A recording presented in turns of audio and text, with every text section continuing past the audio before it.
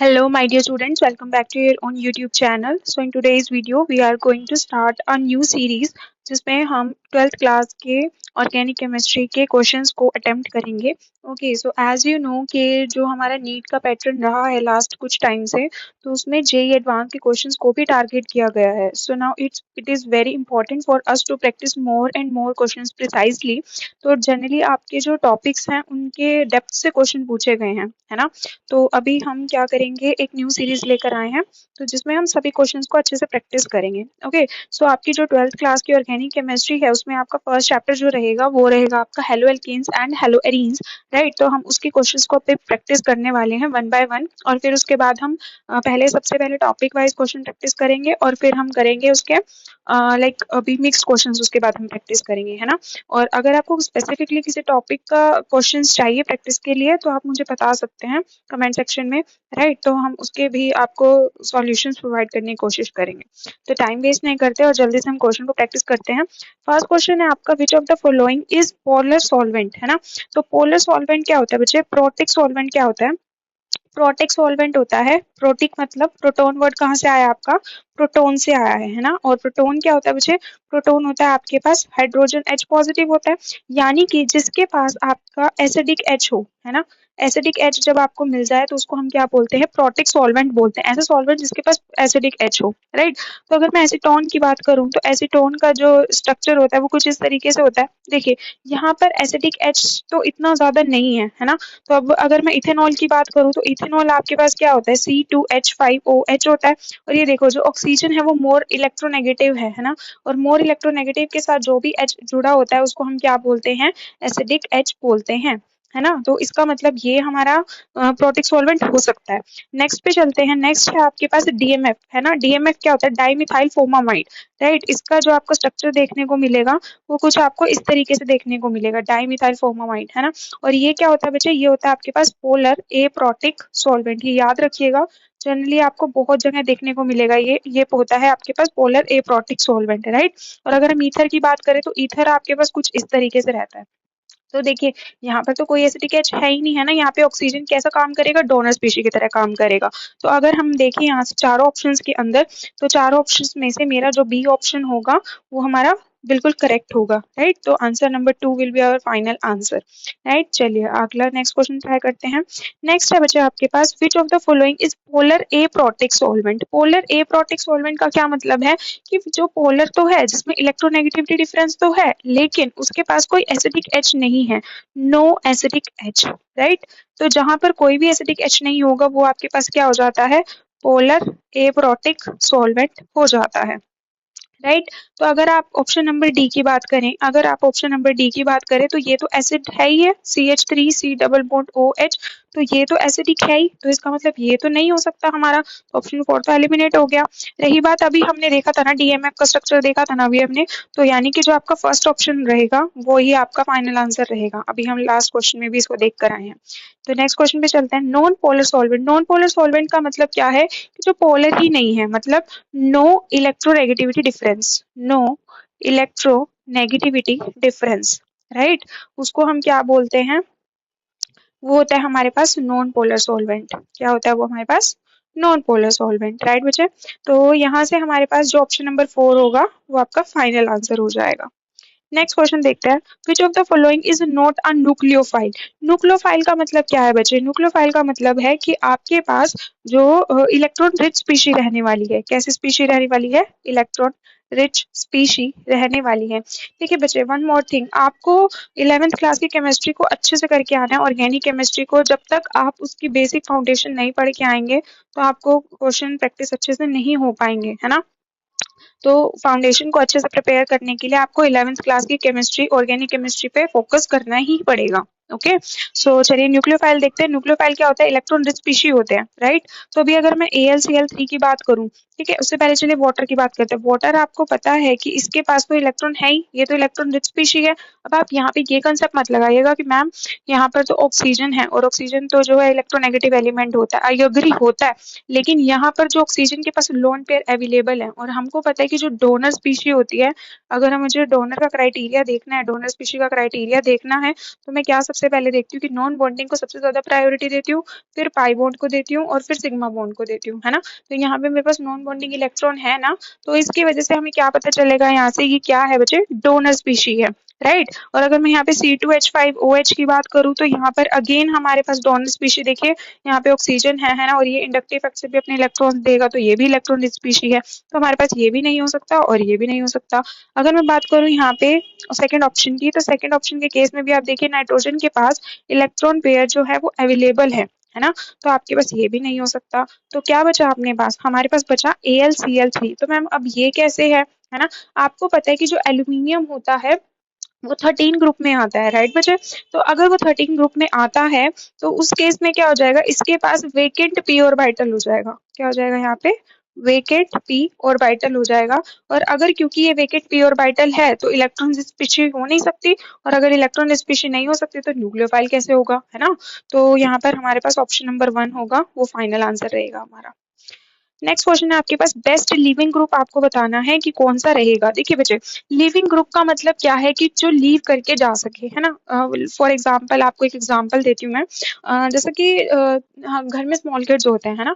तो जब parents leave करके वो कब पेरेंट्स को अपने घर से लीव करके जाने देते हैं, जब वो घर में उनको कुछ खिलौने दिए जाए या टॉयज दिए जाए, है ना, या फिर उनको कुछ अच्छा सा खाने को दिया जाए, राइट, तभी वो अपने पेरेंट्स को जाने देते हैं। तो कहने का मतलब क्या है कि स्पीशी लीव करके तभी जाने देगी जब जो यहाँ पे जो नेगेटिव चार्ज है वो अच्छे से स्टेबिलाईज होगा, यानी कि अगर इंटरनली नेगेटिव चार्ज अच्छे से स्टेबल हो पा रहा है तभी लिविंग ग्रुप जा सकेगा, राइट। तो अब हमें चारों ऑप्शंस में से देखना ये है कि नेगेटिव चार्ज सबसे ज्यादा कहाँ पर स्टेबल है ना।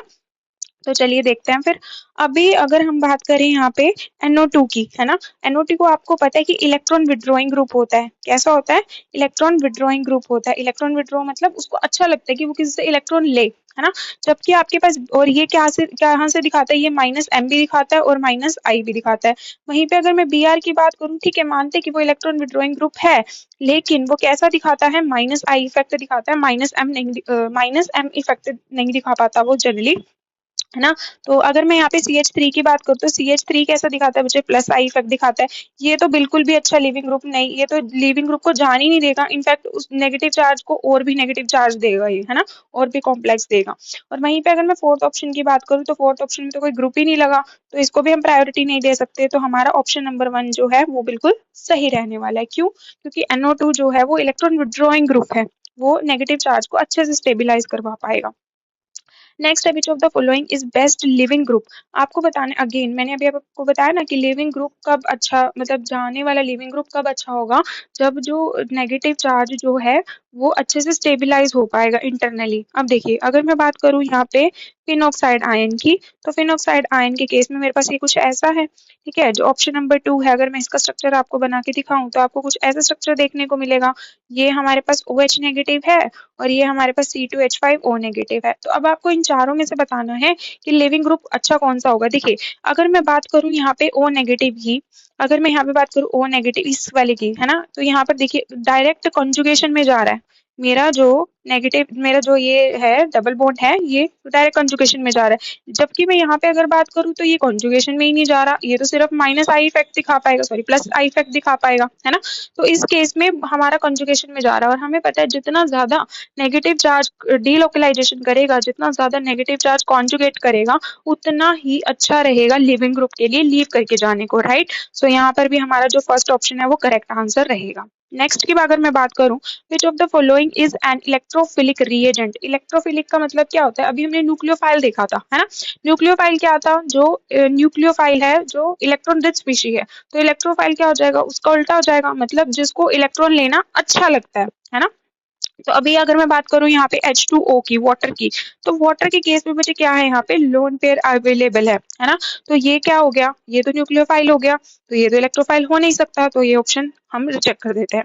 अगर मैं OH नेगेटिव की बात करूं तो यहाँ पर देखो ना, डायरेक्टली नेगेटिव चार्ज अटैच है, तो ये भी न्यूक्लियोफाइल होगा, तो ये भी इलेक्ट्रोफाइल नहीं हो सकता, राइट। अगर मैं यहाँ पे बात करूँ NO2 पॉजिटिव की, तो NO2 पॉजिटिव का मतलब क्या है, पॉजिटिव चार्ज आपको दिख रहा है ना, और पॉजिटिव चार्ज दिख रहा है मतलब इसको इलेक्ट्रॉन की कहीं ना कहीं एफिनिटी है, और अगर इसको इलेक्ट्रॉन की एफिनिटी है तो ये क्या है, इलेक्ट्रोफिलिक रिएजेंट है। राइट। तो यहाँ पे इसका ऑप्शन नंबर 3 जो है वो राइट आंसर रहेगा। नेक्स्ट है विच of the following is an electrophilic reagent. फिर से आपको वही बताना है कि इलेक्ट्रोफिलिक रिएजेंट कौन है। अब देखिए वाटर हमको पता है कि अच्छा न्यूक्लियोफाइल है ना, और बेस की तरह भी काम करेगा OH नेगेटिव। तो अगर मैं बात करूं यहाँ पे pH3 की, तो pH3 क्या है बच्चे, pH3 आपका इलेक्ट्रोफाइल की तरह तो काम नहीं करेगा, क्योंकि आपको पता है कि फास्फोरस का साइज कंपैरेटिवली नाइट्रोजन के साइज के अकॉर्डिंग बड़ा रहता है।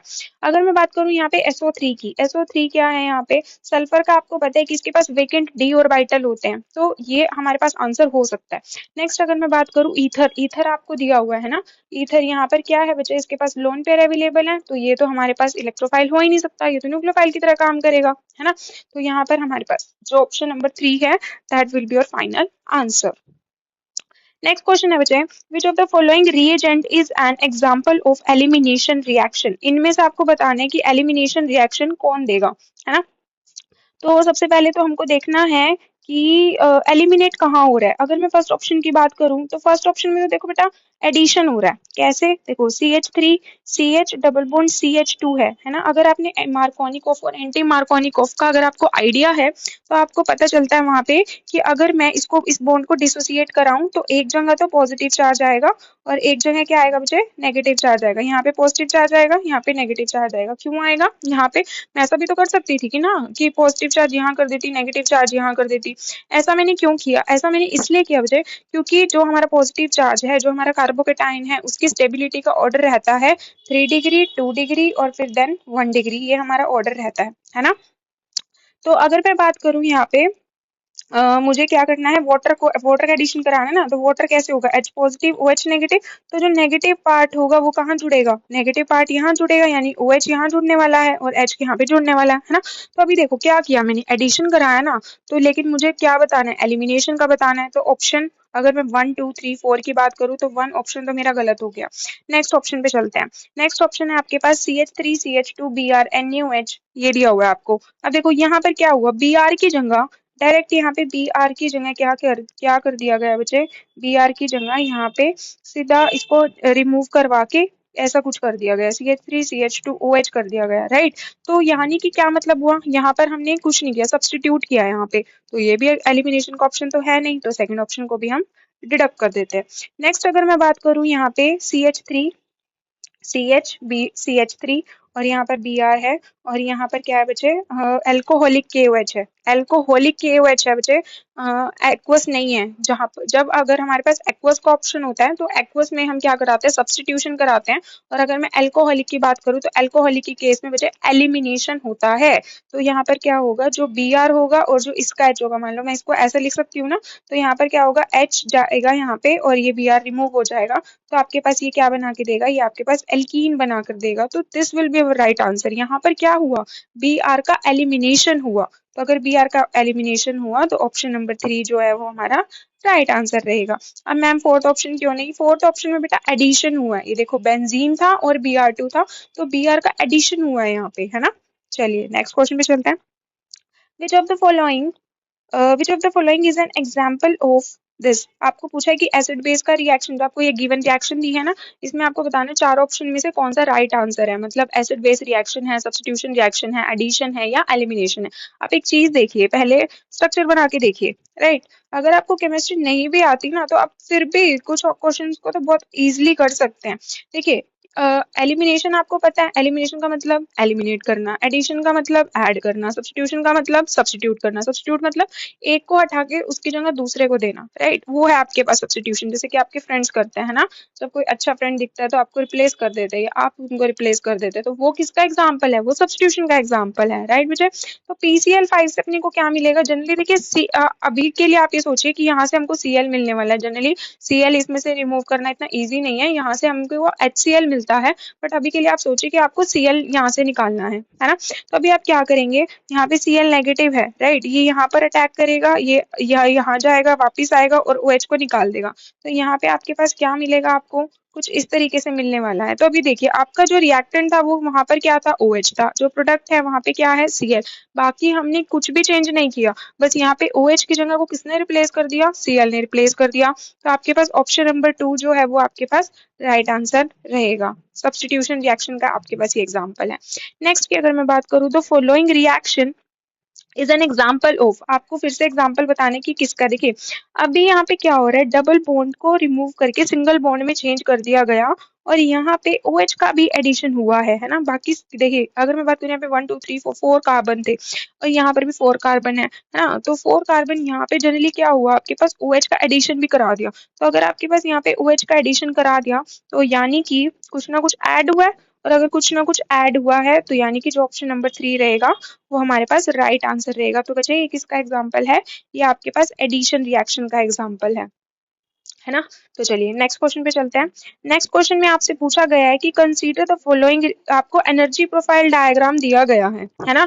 और आपको पता है कि जब हमारे पास रिएक्टेंट की जो एनर्जी होती है अगर वो प्रोडक्ट की एनर्जी से कम होती है तो वो किसका केस होता है बच्चे, एंडोथर्मिक रिएक्शन का केस होता है। मतलब जब आपके पास एनर्जी किसकी, रिएक्टेंट की प्रोडक्ट से ज्यादा कम होती है तो उस केस में वो किसका एग्जाम्पल रहता है, एंडोथर्मिक का एग्जाम्पल रहता है। देखिए इसमें पूछा है कि कौन सी स्टेटमेंट इनकरेक्ट स्टेटमेंट है। The energy of activation in the backward reaction is 80 kg। ये देखिए अगर मैं आपको यहाँ पे दिखाऊं तो यहाँ पर क्या है 80 जो है आपको देखो यहाँ से लेके यहाँ तक आपको बोला गया है कि कह रहा है कि जो आपकी बैकवर्ड रिएक्शन है, ये है ना आपकी बैकवर्ड रिएक्शन, तो कह रहा है कि जो आपकी बैकवर्ड रिएक्शन है क्या उसकी एक्टिवेशन एनर्जी 80 है, नहीं मुझे तो नहीं दिख रहा कि अगर वो 0 से स्टार्ट होती तो फिर 80 होता, लेकिन ये कहाँ से स्टार्ट हो रही है, 20 से स्टार्ट हो रही है तो 80 तो नहीं होगी ना इसकी, फॉर श्योर है ये बात। तो फर्स्ट ऑप्शन है आपके पास the energy of activation for the backward reaction is 80 kilo joule. तो हमारे पास फर्स्ट ऑप्शन इनकरेक्ट ऑप्शन है, तो जो आपका राइट आंसर रहेगा वो फर्स्ट रहेगा। नेक्स्ट पे चलते हैं। आपको एक रिएक्शन दिया है और आपको बोला है कि ओवरऑल ऑर्डर बताना है आपको रेट ऑफ रिएक्शन का। बच्चे बच्चे देखिए ये जो क्वेश्चन है ये आपका केमिकल काइनेटिक्स से आया है ना। मैं आपको, अगर आपने केमिकल काइनेटिक्स नहीं किया है तो मैं आपको एक ब्रीफिंग कर देती हूँ इसमें।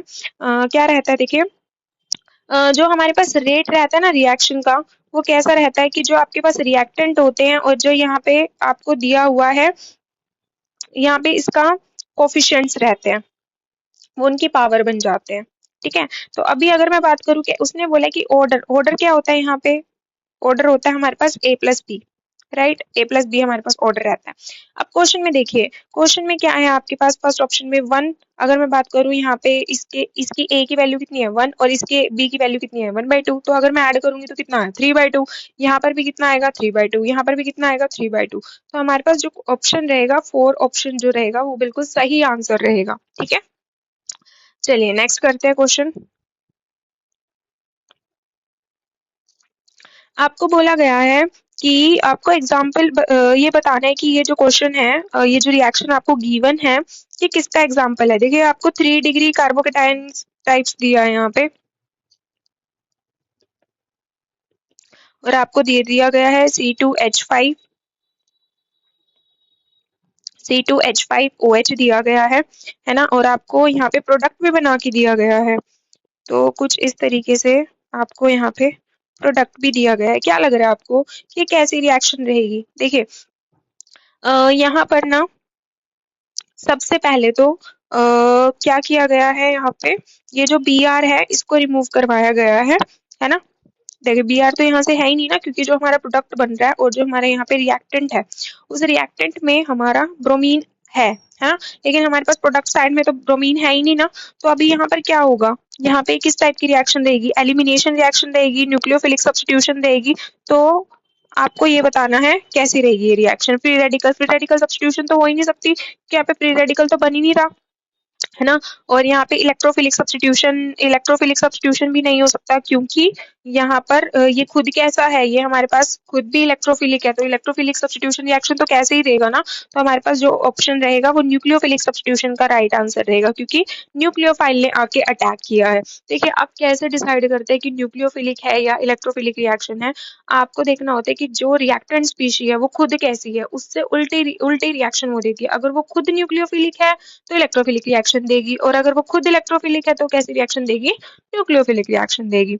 नेक्स्ट है aryl halides are less reactive towards nucleophilic substitution reaction as compare to alkyl halide due to. देखिए अराइल हैलाइड क्या होते हैं, अराइल हैलाइड होते हैं जब आपके पास एरोमेटिक रिंग के साथ कोई भी हेलोजन ग्रुप जुड़ा होता है, राइट। और अगर मैं बात करूं यहाँ पे एल्काइल हैलाइड की, तो एल्काइल हैलाइड आपके पास RX होता है, मतलब कार्बन की कोई ओपन चेन है, उसके साथ आपका हेलोजन ग्रुप जुड़ा हुआ है, राइट बच्चे।